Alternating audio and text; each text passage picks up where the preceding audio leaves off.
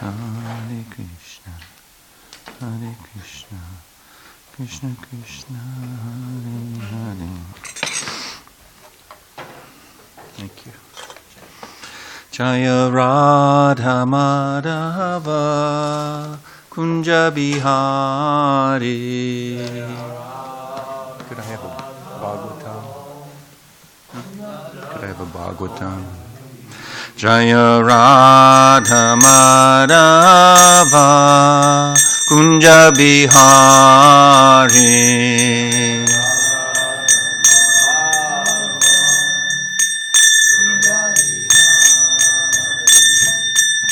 Gopijana Vallabha Girivardhari.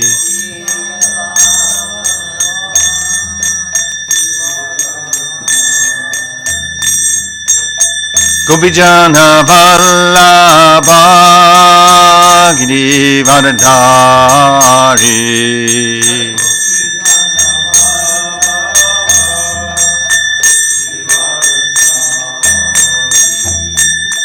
Gopijana Vallabha Girivardhari.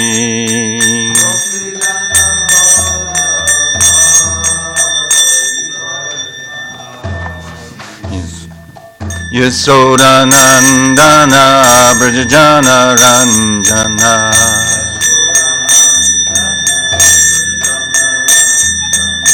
Yasodanandana Brajajana Ranjana.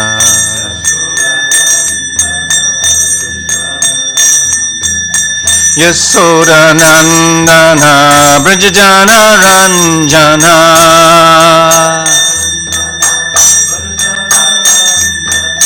Yasodanandana Brajajana Ranjana.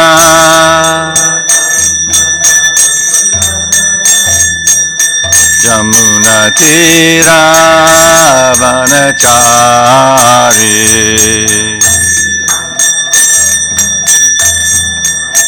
Jamuna Tira Vanachari.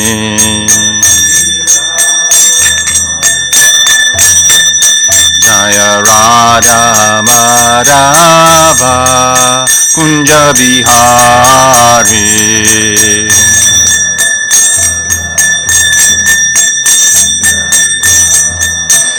Jaya Radha Madhava Kunja Bihari.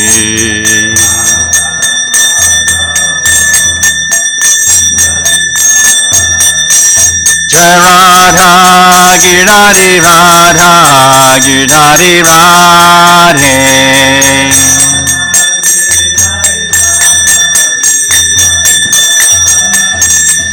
Radha Girari Radha Girari Radhe.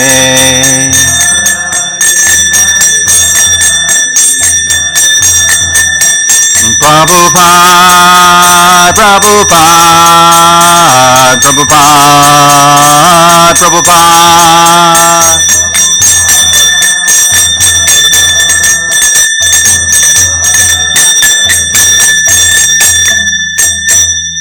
Srila Prabhupada ke Jam Vishpad Paramahamsa Prabhujakacharya Sotara Sata Shishi Madesi Bhaktivedanta Swami Maharaj Srila Prabhupada ki ISKCON Founder Acharya Jagat Guru Srila Prabhupada ki Grantaraj srimadbhagavatam ki Sama Veda Gaura Bhakta Vrinda ki Gaur Premanandi.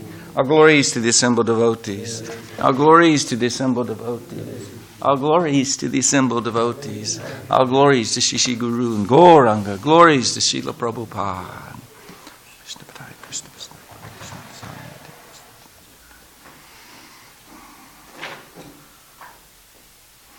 Om Namo Bhagavate Vasudevaya.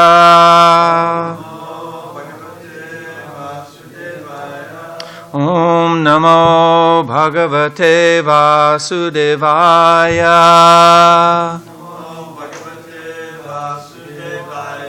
Om Namo Bhagavate Vasudevaya. We're getting to hear from Srimad Bhagavatam, 3rd canto, chapter 27, Understanding Material Nature, and text number 24. Bhukta Bhoga Pariyakta Drishta Dosha Cha Nityashaha Nishwarasya Shubham Date Swemahimni Stitasya Cha Bhukta Bhoga Parityakta Drishta Dosha Cha Nityashaha Nishwarasya Shubham Date Swemahimni Stitasya Cha Bhukta Bhoga Parityakta Drishta Dosha Cha Nityashaha Neshwarasya Subham Date Swemahimni Stitasya Cha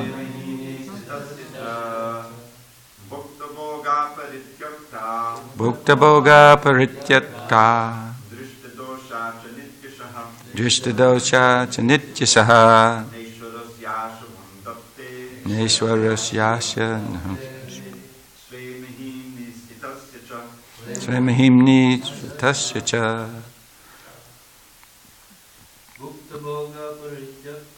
Bhukta Bhoga Parityakta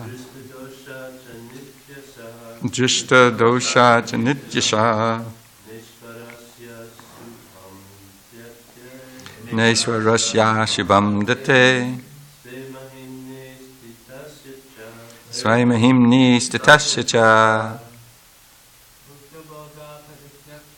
Bhukta Bhoga Parityakta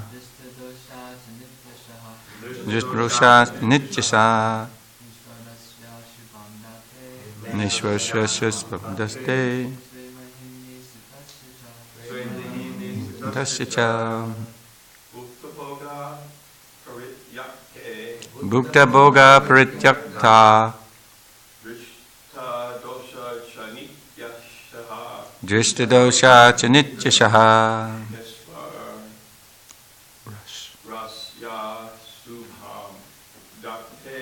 Neshwarasya Shubham Date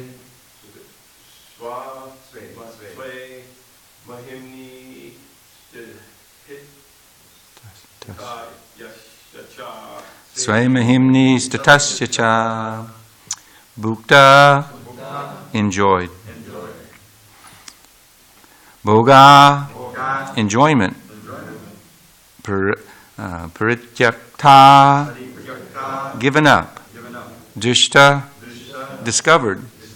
Dosha faultiness. Cha and.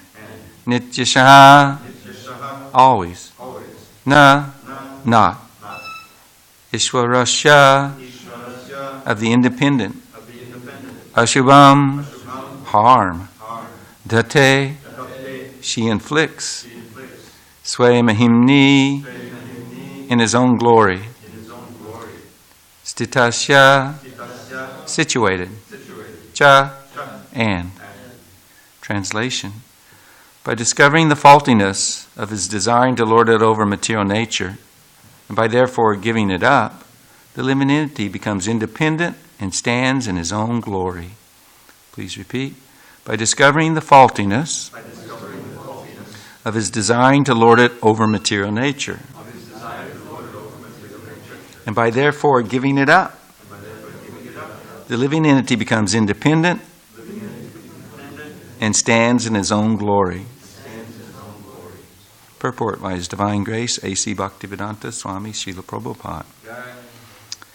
Because the living entity is not actually the enjoyer of the material resources, his attempt to lord it over material nature is, at the ultimate issue, frustrated. As a result of frustration, he desires more power than the ordinary living entity, and thus wants to merge into the existence of the Supreme Enjoyer. In this way, he develops a plan for greater enjoyment. When one is actually situated in devotional service, That is its independent position. Less intelligent men cannot understand the position of the eternal servant of the Lord. Because the word servant is used, it's in quotations, because the word, quote unquote, servant is used, they become confused. They cannot understand that this servitude is not the servitude of this material world. To be the servant of the Lord is the greatest position. If one can understand this, and can thus revive one's original nature of eternal servitorship of the Lord, one stands fully independent. A living entity's independence is lost by material contact. In the spiritual field, he has full independence. Therefore, there's no question of his becoming dependent upon the three modes of material nature. This position is attained by a devotee, and therefore he gives up the tendency for material enjoyment after seeing its faultiness. The difference between a devotee and an impersonalist is that an impersonalist tries to become one with the Supreme so that he can enjoy without impediment, whereas a devotee gives up the entire mentality of enjoying and engages in the transcendental loving service of the Lord. That is his constitutional, glorified position. At that time, he is Ishvara, fully independent. The real Ishvara, or Ishvara Parama, the supreme Ishvara, or supreme independent, is Krishna. The living entity is Ishvara only when engaged in the service of the Lord. In other words, transcendental pleasure derived from loving service to the Lord is actual independence. We could pray together for mercy. Om Jnana Timirandasya Gnananjana Salakya Chakshurmilitam Yena Tasmai Shri Gurave Namaha Shri Chaitanya Manobishtam Stapitam Yena Bhutale Swayam Rupa Kadamayam Dadati Swapadandikam Vandeham Shri Guru Shri Yuta Padakamalam Shri Gurun Vaishnavamscha Shri Rupam Sagrijatam Sahagana Raghunathan Vitam Tam Sajivam Sadvaitam Savadutam Parijana Tam Krishna Chaitanya Devam Shri Radha Krishna Padam Sahagana Lalita Shiva Shakan Vitamscha Hey Krishna Karana Sindhu Dinabandhu Jigatpate Gopesha Gopika Kanta Radha Kanta Namostate Tapta Kanchana Gaurange Radhe Vrindavanishwari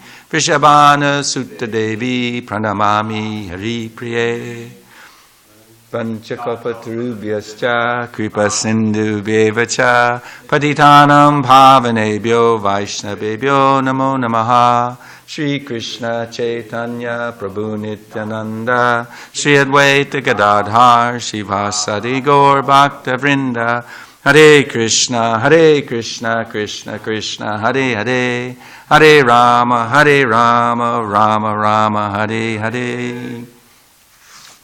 So Lord Kapila Dev continues describing the process of becoming a liberated living entity. And not so easy for the conditioned souls, especially in Kali Yuga. Even though we have the human form of life, even though we've been given sufficient intelligence to begin to inquire or comprehend about the reality of things, still it's not so easy. And I really think it's because datte, I found it interesting, she inflicts. Now I assume this is referring to the material energy. Oh, the word datte? Mm-hmm. Who else? She has lots of agents. But ultimately we can, say she is the servant of the Lord who fulfills his wish to punish and to basically beat into submission the wayward, envious living entities. Not that he wants to see us punished, not that he wants to see us suffer, not at all. The whole point of the material universe basically is to,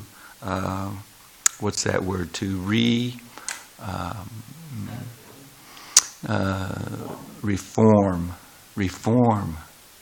the living entities. simply concerned about our welfare and our happiness. So in this material world, of course, we think we are Bojadev, the enjoyer of all that is. And in one sense, when we hear the philosophy, it's not hard to understand how that takes place, because we are a tiny little particle of Krishna. We are of the quality of Krishna. We're part and parcel of Krishna. So Krishna is the supreme independent. He is the supreme enjoyer, the supreme controller. So we have those same tendencies, but in finite, very tiny quantity. And, especially for Americans, we've been conditioned to think that this concept of independence is so important, that we live in the land of the free and the home of the brave. That, we live in a democracy where our voice actually counts. But just like we could use that as a mundane example in comparison to how Maya is so good into fooling us. We're actually all in a prison, but everybody in this prison doesn't even realize they're in a prison. In the same way, we are trained from the youngest ages in schools, pledging allegiance to this concept of our country and our country's blessed by God, etc., thinking that we're free and that we represent the highest ideals of mankind. But the reality of the situation is that we are so controlled. And the concept that we live in the best country in the world, statistically speaking, we're way down there in all the categories. In terms of health care, or in terms of happiness, freedom of anxiety, in terms of so many things. It's like so many other countries have passed us with higher standards of enjoyment in living. But the dream, this dream of middle class and the American dream, it's propagated, but it's just a tattered illusion. It's a dream. In reality, things are not what they appear to be. And people are awakening to that reality. That's why they become so frustrated, and they want to change things from what they've been into something better. Find some leaders who actually care about us. Now Krishna, he actually cares. So not only is he the enjoyer and the controller, but he's the best friend of everyone. And when one can understand those three things, then one becomes peaceful. Now when we talk about independence, really it's the quality of the independence that makes it valuable. The idea of the definition being that I can just do any dang thing I want to, that's basically a faulty understanding of independence. Independence, like Srila Prabhupada was asked one time, what's it mean to be Krishna conscious? And without skipping a beat, he said, to be fearless. Fearlessness. This is a synonym, a quality of Krishna consciousness. Now, who is without fear in this world? Can you point to anybody? No, fear is eating, sleeping, mating, and defending. Defending being because of the fearful propensity. It's the biggest whip. It's the biggest load upon the conditioned living entity. Because, as it's stated in the 11th canto, isn't it? As soon as one turns away from Krishna, turns his back to Krishna, then immediately one is filled with fear. It cannot but be that.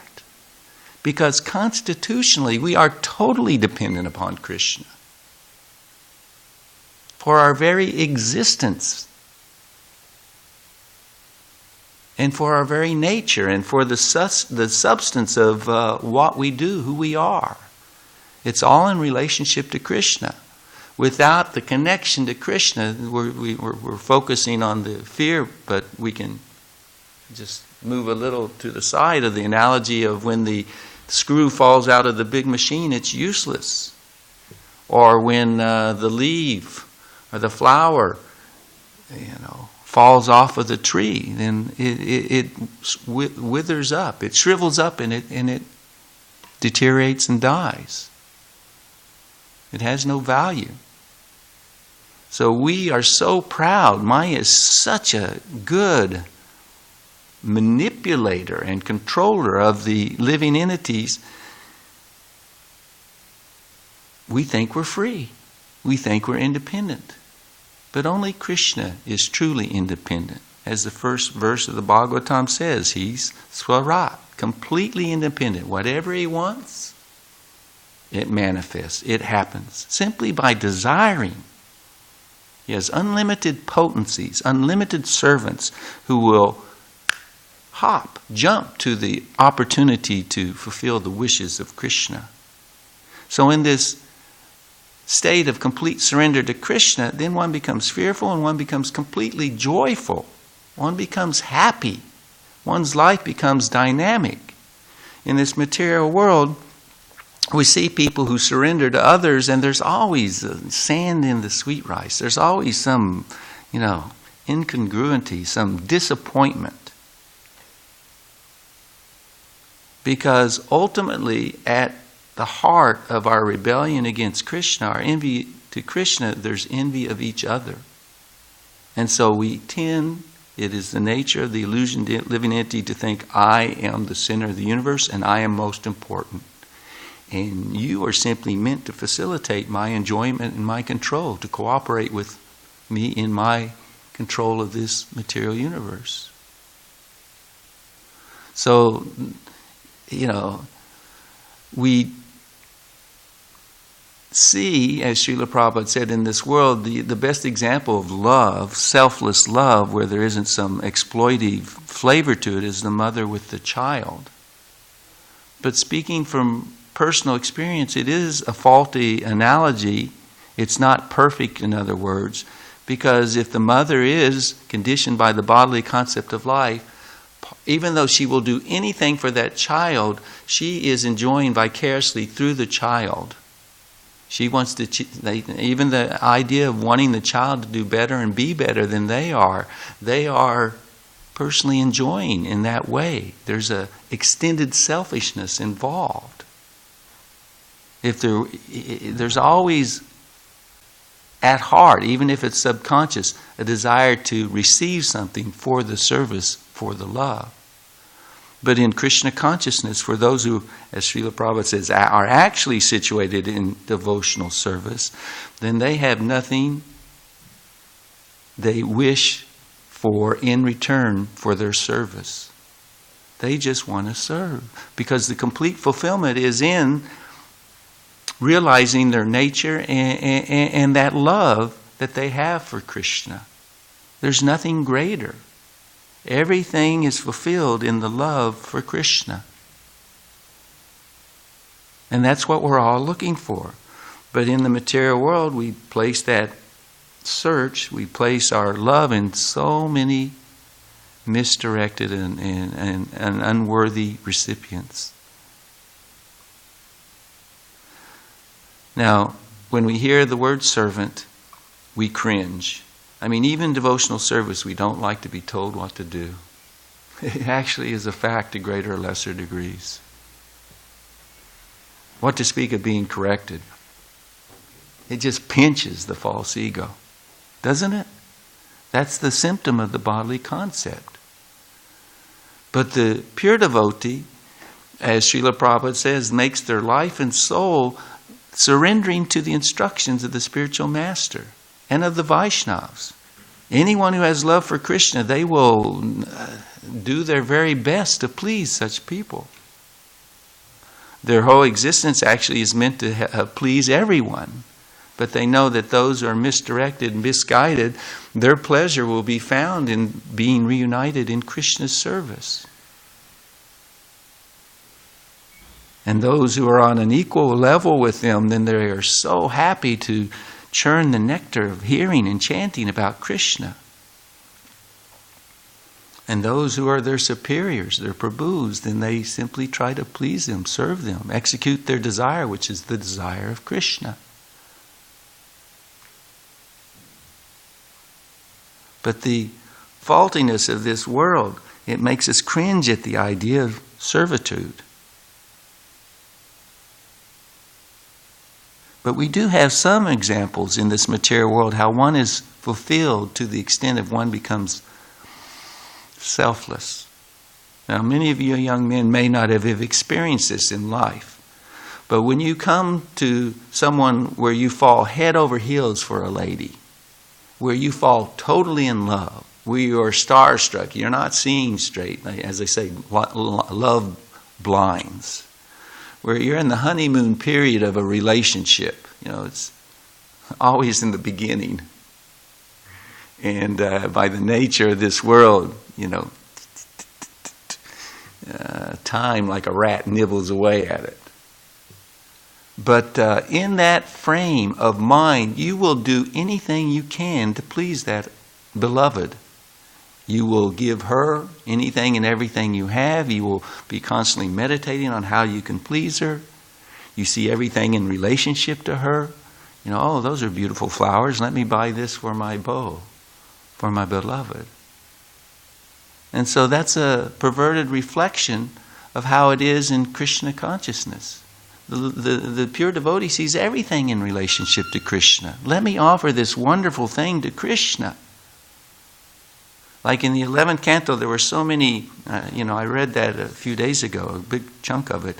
And when Krishna was describing the activities of the pure devotees, which is synonymous with, if we will follow their example, it's the process to become a pure devotee.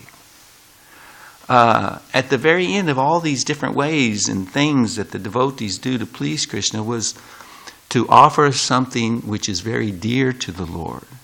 And Bhaktisiddhanta Thakur in the purport said that this is the most important thing among all the items of serving Krishna, of the list that was given in those 2 or 3 verses together. Yeah, you have 11th canto? I'm sorry. Yeah, thank you for correcting me, Maya. That which is most dear to you, if you will give that to Krishna, that pleases Krishna the most. And ultimately, this sense of independence that we have, it's an illusion as we manifest it in this material world. But we do have freedom of choice. We do have that independence to, will I serve this master or will I serve Krishna? Serve Maya or Krishna? That's always eternally with the Tatashta Shakti, with the part and parcel of Krishna. And when one offers that independence to Krishna, it is most pleasing to him.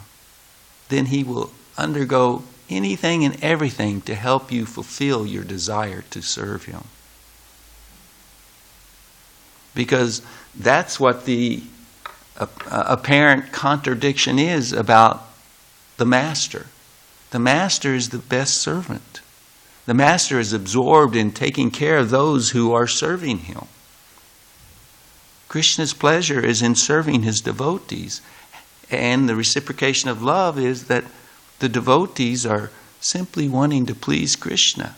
They're embarrassed. They don't want Krishna's service. In fact, when they see someone being served by Krishna, who was it? I think it was Bhakta Ryan the other day. We got to talking about Raghunath Das Goswami. Krishna personally came and kept a tiger at bay when he was chanting his rounds by Radha Kund. Sanatana Goswami saw this. He said, you got to make a bhajan kutir. It's like, you're out here in the jungles of Vrindavan and this tiger came up, he was hungry, he could have very easily eaten you, and Krishna came and protected you. And Sanatana scolded him. And another time he was sitting there chanting, absorbed in the service of the holy names.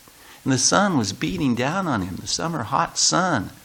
And Srimati Radharani personally came and extended her sari and behind him and above him to protect him from that blazing sun. And she was standing there perspiring and protecting her devotee. Sanatana saw that, and that was it. No question.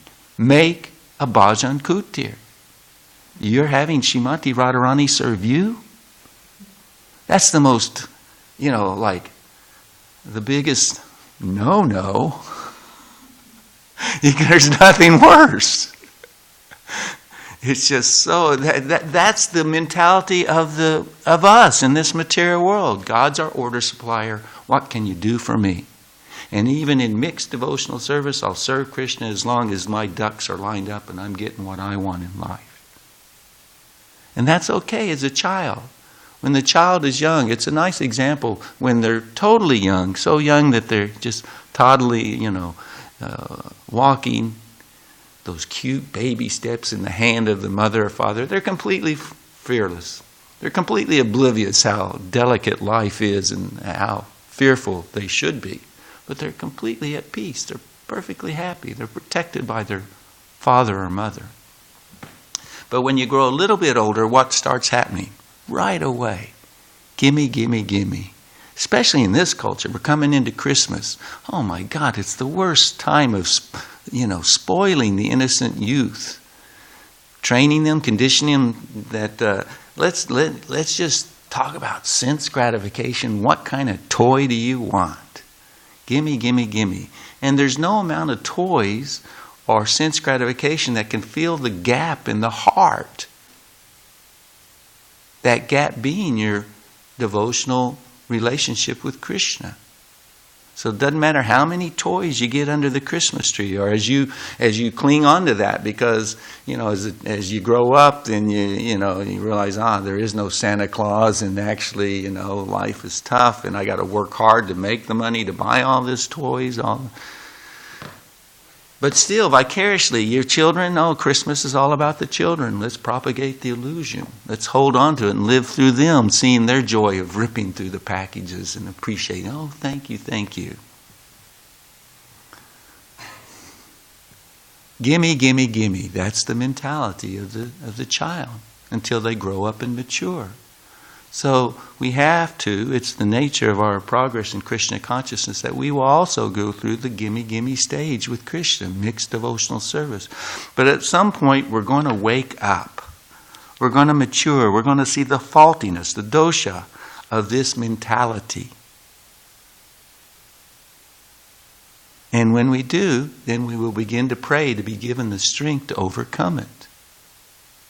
And if we beg sincerely enough and apply ourselves repeatedly, picking ourselves up when we fall short, when we see these desires separate from Krishna, and we try our best to overcome them, not fall prey to them, not be the dancing puppet in the hands of Maya, controlled by the modes of material nature.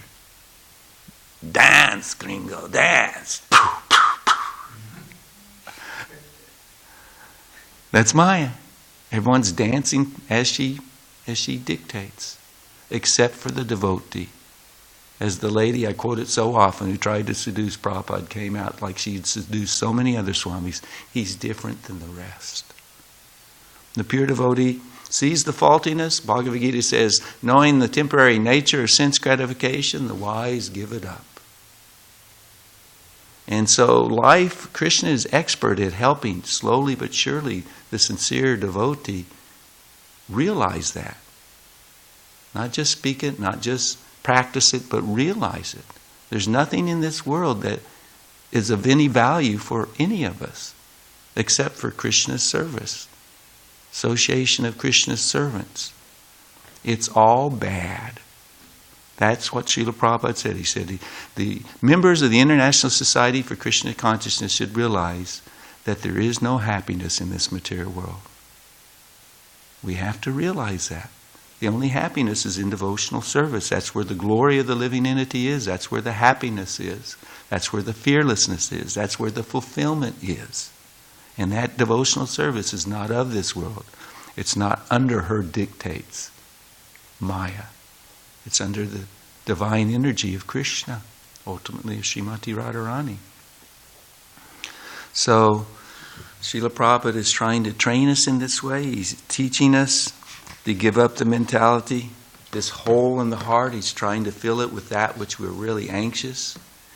But everybody here in this world, they're taking shelter of, here it says you try to become one with God. Well, maybe before you try to do that, you try to become president of the United States, or you try to become the richest person or the most influential. Or in so many ways we try to imitate Krishna, but none of it fills the gap, the hole in the heart. Only surrendering submissively to the devotees, staying in their association, being reinforced with the understanding that on our own, we're tiny, Maya's big, the illusion's so great, but with the help of the Vaishnavas and the spiritual master, we can be reinstated in our natural constitutional identity and activities. So, sometimes Srila Prabhupada would say, here in this purport, he's saying that the difference between devotee and personalist is that the personalist tries to become one with the Supreme so he can enjoy without impediment, whereas a devotee gives up the entire mentality of enjoying and engages in the transcendental loving service of the Lord, gives up entirely the mentality of trying to enjoy. Sometimes to encourage us living entity still inflicted by the enjoying spirit, he would say on this particular point, the impersonalists are trying to become one with the Lord. Devotees don't want to become one with the Lord. They become greater than the Lord. Now, a pure devotee doesn't think like that. One who has love for the Lord, there's no way he conceives of himself as being greater than his beloved. But for us, wow, the concept that Krishna will reciprocate. Actually, he cares so much, he loves us so much that he'll do anything and everything to care for us, to please us, to make us happy. So, where else will you find anyone like that? We don't. You can't. Only the devotees, the representatives of Krishna, show us that is what we're looking for. We don't want to remain like street dogs without a master, suffering. We want to become surrendered servants of Krishna, dogs of Krishna, if you will. The collar's on our neck. We'll do whatever he says. We'll take whatever remnants he throws us, and we'll accept whatever chastisement he gives us. Well, however he wants to reciprocate. We are understanding that we are his eternal servant, and we're going to do our best to remain so and ever increasingly grow in that way. So are there any questions or comments in this regard? I have a question. Yes, my friend. You said that you have to do a bhakti. Kutir, that means build like a hut where he would chant inside his little hut. He'd be safe from the wild animals and from the heat, etc. And when you say that you have to offer the most precious thing to you, to Krishna, is that just like a mental process, or do you do such a thing as you said, going to a hut and chant? Well, this is our hut, Yes. and we're chanting together. You say to give up the most. Yeah, thank you. The first part of your question. There are so many levels to who we are. Like when we say Atma, it means the body, it means the mind, it means the soul, it means the intelligence. So whatever we are attached to on any of those levels, we should lay it at the feet of Krishna for his pleasure, for his service. Some of us are intellectually inclined, so let's use our intelligence to understand Scripture, to philosophically examine things. Some of us, have talents that we're attached to. Let us utilize that. On the grossest levels, we have, money, we have possessions, we have relationships. All those are meant to be used for Krishna's pleasure. Our attachment should be taken from anything and everything that's not Krishna and placed in Krishna. Use those in his service for his pleasure. And that is the process, as I imagine you heard yesterday, that breaks all the illusory attachment, thinking these make me happy. So is that all right in answering your question? Just because it's just someone on my mind, a person, to give that person up for devotional service. You do something, if somebody is keeping you from surrendering to Krishna in devotional service, that's one of the most painful things that one has to wake up to. That they really are not that relationship is not in our best interest. And if they won't come and cooperate and join us in serving Krishna, then at least sometimes in family relationships you can't just, wiggle your nose or snap your fingers and they disappear, but at least mentally you have to distance yourself. So how much of your heart you're offering to that person you have to be very aware of, because our heart is meant to be offered to Krishna through the medium of his devotees. So that's a very important principle of devotional service. Associate with those who are inspiring us and disassociate ourselves from those who are discouraging us in Krishna consciousness.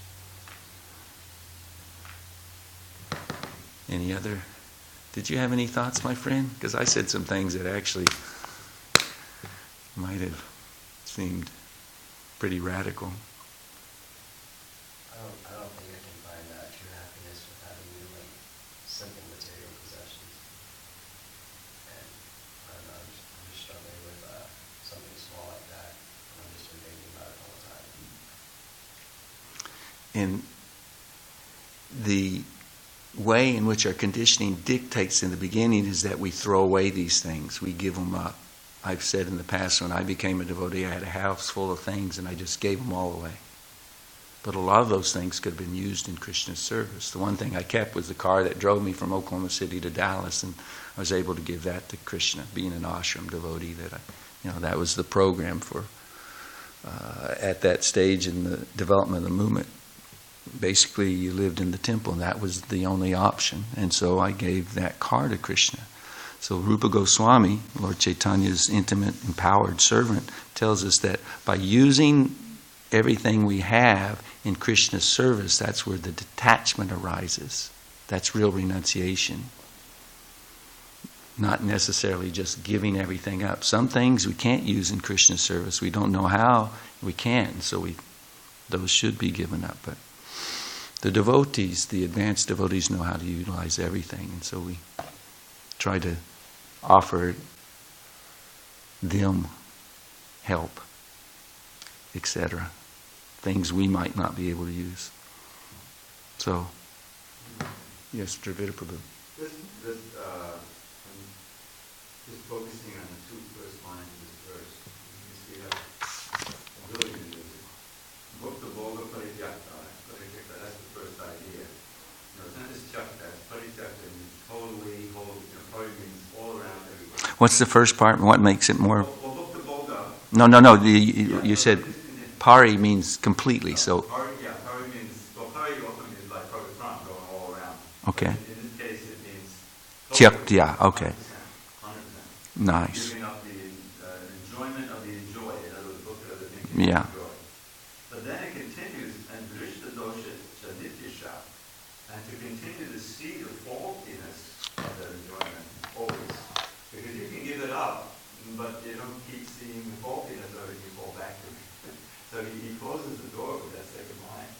Nice. This is where he's Wow, that's very nice. be independent. To give up the enjoyment totally, and to continue to see the faultiness, which means to continue to hear and chant and associate with those to maintain that association. Because how many, when you join the movement, of course, your mind is in so many things, but in many ways you become, at least externally, very renounced. Yeah. And you give up the enjoyment, but you're not able to continue to see the faultiness of it because you're not fixed on that. Maya's good. In the guise of devotional accoutrements and activities or this or that, she can come in and we're doing it for our pleasure.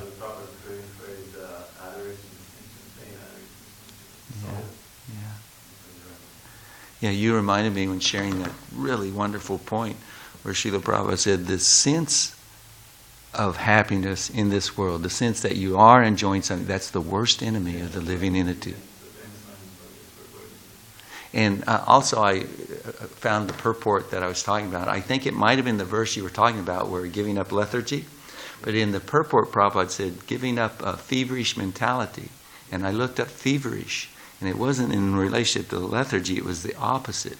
Intense emotion or activity. And intense activity is not lethargic. So he was saying in both ways you have to give up so that you can, with focus. Yeah. But where was the far off? Which sheep, like Yeah. sheep and walk. Yeah, yeah.